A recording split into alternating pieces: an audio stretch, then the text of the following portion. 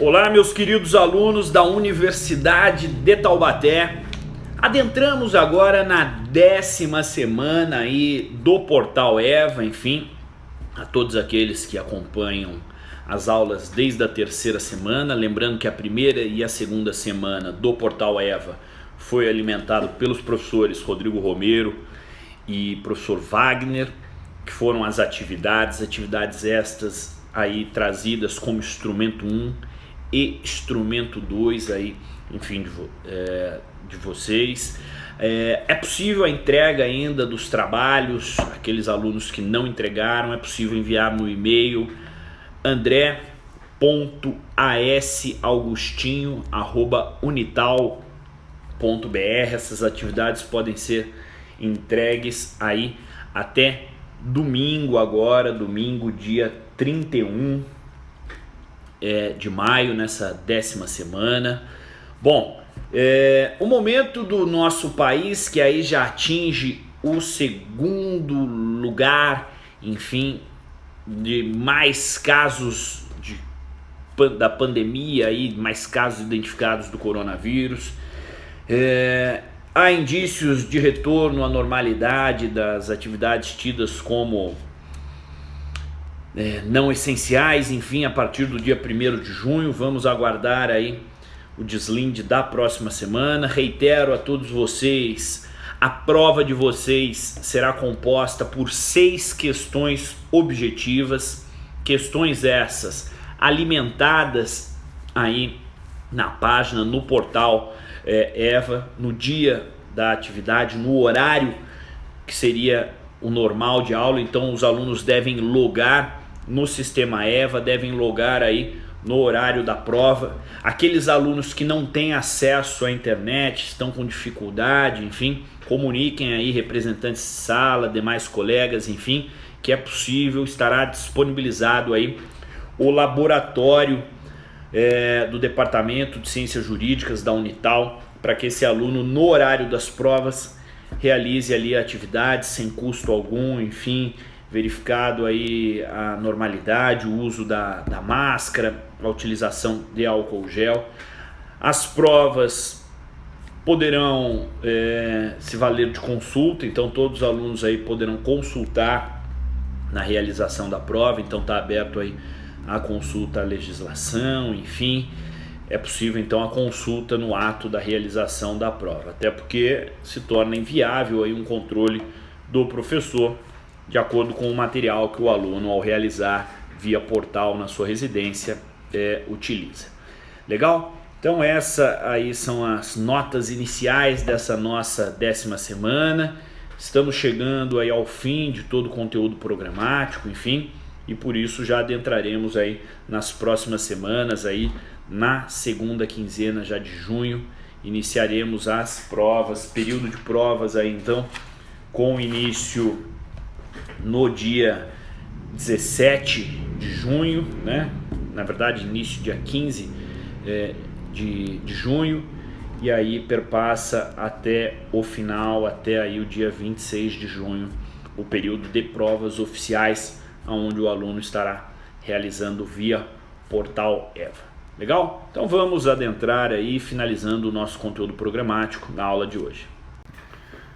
Bom, meus alunos aí do 7º semestre, então, dentro da conjectura de família, lá do 226 da Constituição Federal, abarcado aí dentro do Código Civil, na aula de hoje vamos falar então aí acerca do exercício do poder familiar e quando esse poder familiar é suspenso e é extinto. E aí encerramos então o nosso conteúdo programático e vocês já estão aptos aí a realizarem a prova. Legal? Bom, aonde o professor está no Código Civil acerca da suspensão, extinção e o exercício do poder familiar? Começa lá no artigo 1634. Então 1634 ele tem aí em seu bojo 9 incisos que descreve aí o que seria esse poder familiar e quem deve exercer o poder familiar. E aí já adianto a vocês que compete o poder familiar aos pais. Então, qualquer que seja aí a estrutura conjugal, a situação conjugal dessa família, se os pais estão juntos, se os pais estão separados, enfim, pouco importa, os pais têm aí o pleno exercício sobre aí os seus filhos dentro da conjectura do poder familiar. E aí existe um rol exemplificativo, enfim, é claro, dentro da estrutura do que é esse poder familiar. Bom, o que seria então o poder familiar? O inciso 1 traz que seria aí a possibilidade, enfim, a necessidade e obrigatoriedade de direção dos pais em relação à criação e à educação dos filhos. Então é um poder-dever dos pais criarem e educarem os filhos. E os pais também devem exercer a guarda de forma unilateral, no caso aí de estarem separados, ou pode ser uma guarda compartilhada, inclusive separados, aí tá comum agora aí as decisões judiciais, enfim, a definição de guarda compartilhada, desde que não cause prejuízos aí ao menor, ao infante, enfim, e aí existe manifestação inclusive do Ministério Público, enfim, como o caráter protecionista aí as melhores condições ao menor. Bom, inciso 3 diz conceder ou negar-lhes consentimento para casar. Então a definição aí do menor de idade ter ou não ter o consentimento para o casamento. No inciso 4, conceder aí consentimento para viagem ao exterior. No inciso 5, conceder consentimento para que aí alterem e venham, né, a residir em outro município. Isso acontece comumente aí com jogadores de futebol que menores de idade já migram aí da sua residência normal e passam aí a residirem, né, a tornarem aí a sua vida em alojamentos em outras cidades aí. Então é necessário o consentimento aí dos pais para essa troca de residência, essa troca de município pelos menores. E aí eventualmente quando esses pais vêm a faltar, é possível já que por meio de inventário, ou seja, aquela declaração de última vontade, os pais venham a declarar aí e indicar quem é um possível tutor. Professor, o que é o tutor? É aquele que na ausência dos pais deverá zelar por esse menor, ou seja, vai continuar exercendo aí o poder familiar. E é certo também, temos aquela máxima dos menores, eles podem ingressar com ação judicial, podem figurar no polo passivo e ativo de uma ação judicial? Sim, podem. E aí os menores eles são representados pelos pais aí até os 16 anos e assistidos pelos pais dos 16 aos 18 anos. Aí atingiu a maioridade aí com a sua possibilidade então de assumirem, né, o processo por si próprio, não é mais necessário serem assistidos ou representados pelos pais. Também é possível aí, dentro da conjectura do poder familiar, que esses pais venham a reclamar quem ilegalmente venha a deter aí os seus filhos, enfim, então ilegalmente detenha aí os seus filhos, a sua prole, é possível aí que os pais se manifestem. E por fim, o último inciso, o inciso 9, exigir que lhe prestem obediência, respeito aí e os serviços próprios da idade e de sua condição, ou seja, é o poder aí de criação trazido pelo poder familiar dos pais para com os filhos. Legal? Bom, avançando aqui, vamos ver agora quando se extingue o poder familiar. E aí é claro que o poder familiar, nos termos do 1635 do Código Civil, tem como primazia, enfim, como algo inicial, inaugural, que é aí o fim da extinção, né? O fim, logo a extinção do poder familiar pela morte. Venha a ser a morte do pai, venha a ser a morte do filho, extinguiu-se o poder familiar. Nos casos também de emancipação, lá do artigo 5º, parágrafo único do Código Civil, emancipado aquele filho, recai aí a perda do poder familiar.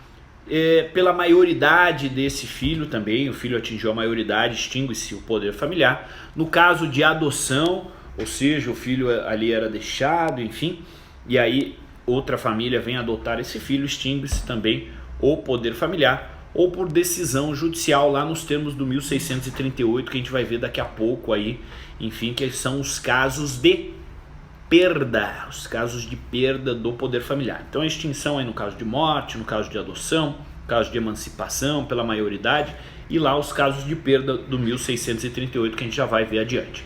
Vamos avançar agora no 1636 e o 1637. O 1636 ele disciplina o seguinte, algo que seria até muito claro, enfim, mas o legislador aí nessa dinâmica de poder familiar buscou aí ser bem pontual, bem descritivo acerca do poder familiar, deixando claro que aquele cônjuge, enfim, que venha separar, ou seja, e aí eventualmente contraia novas núpcias, ou seja, a mulher que passa a ter aí um novo relacionamento, o homem que passa a ter um novo relacionamento, ou seja, os pais que venham a ter um novo relacionamento, é certo que esses agregados não têm aí o poder familiar sobre os filhos ali daquela concepção antecedente.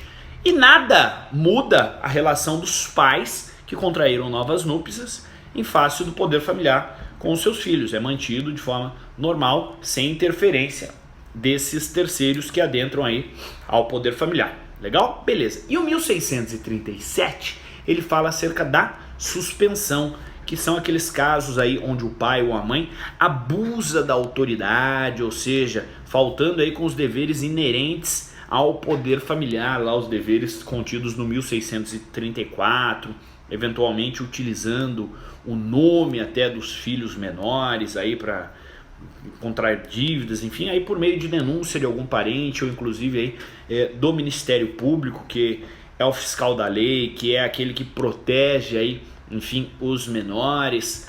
Aí o juiz pode então determinar a suspensão do poder familiar. E lá no parágrafo único do 1637, ele traz acerca da condenação criminal, ou seja, se os pais são condenados criminalmente aí por sentença irrecorrível, ou seja, aquela que perpassou já o trânsito em julgado, sendo a pena em virtude de crime cuja pena exceda 2 anos de prisão, é a parte final aí do parágrafo único do 1637, aí se opera a suspensão do poder familiar, uma vez que os pais passam a estarem reclusos e logo impossível exercer aí os termos do 1634.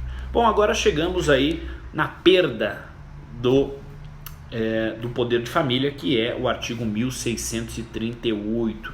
E olha lá, poderá perder por ato judicial o poder familiar o pai ou a mãe que castigar imoderadamente o filho. Então, o castigo imoderado é caso de perda, de extinção do poder de família, aí nos termos do 1638, atrelado lá com 1635, inciso 5. Todos aqui contidos no 1638 fazem menção lá dentro da extinção do inciso 5 do 1635. Deixar o filho em abandono, praticar atos contrários à moral e os bons costumes, incidir reiteradamente nas faltas previstas no artigo antecedente, entregar de forma irregular o filho a terceiro para fins de adoção, ou seja, tentar aí de forma irregular fraudar a adoção para se livrar do filho, é caso aí de extinção, de perda do poder familiar.